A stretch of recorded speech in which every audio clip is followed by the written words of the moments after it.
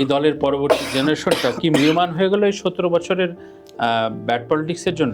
যখন আমাদের যেমন আমি এখানে হাদির কোট ধরে বলি যে হাদি খুব সুন্দর একটা এই চেয়ারে বসে বললো যে দেখেন তানভীর ভাই, আজকে যদি বিএনপি আওয়ামী লীগের মতো এই অবস্থা হইতো, তাহলে এই যে কোন রকম দলীয় ট্যাগ ছাড়া এত এত শিল্পী এবং সুশীল সমাজ যে কাঁদতেছে বা করতেছে, এর 2%ও হয়তো না বিএনপির সাংস্কৃতিক হেজমনি পাইতেন না।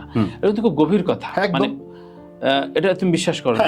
আপনি দেখেন, আপনি যেটা বলতেছিলেন যে সিনেমার কথা, সিনেমাটা যখন আমাদের সিনেমা হল থেকে হারায় ড্রয়িং রুমে এসে পড়লো, হ্যাঁ, আমার এখনো মনে আছে আমি যখন ছোট লেট 80s 90s এর কথা বলতেছি, তখন মাসে একটা বাংলা সিনেমা দেখাইতো শুক্রবার দুপুর 3টার সময়।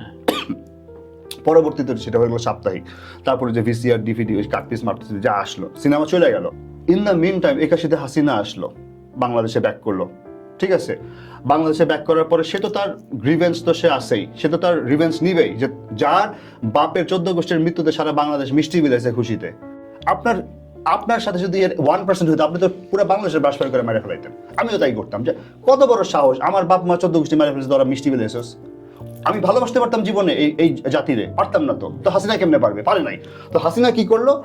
হাসিনা ওর কালচারাল উইংটার একদম স্ট্রং করলো। মানে নাম ধরেই বলি, মামুনুর রশিদ সাহেব, রামুন্দর মজুমদার, হাসান ইমাম সাহেবরা, এরা শুরু করলো একটা।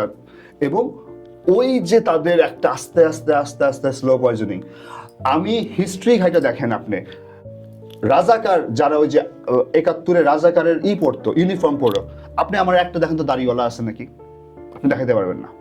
হ্যাঁ, ওই এক গোলাম আজম পাইছে তারা, ওই গোলাম আজমরা তারা টেমপ্লেট বানায়া দুনিয়ার সকল ভিলেন, সকল রাজাকার, সকল আলবদল, সকল দর্শক সবাই হলো একদম লম্বা দাড়ি, প্র্যাকটিসিং মুসলিম, মাথায় কালো দাগ আছে। আমি দেখি যে আমার দাদার মুখ, নানার মুখ, হাদি একবার বলছিল না যে বাংলাদেশের প্রত্যেকটা সিনেমার ভিলেনরা আমি দেখি আমার বাপ। কেন?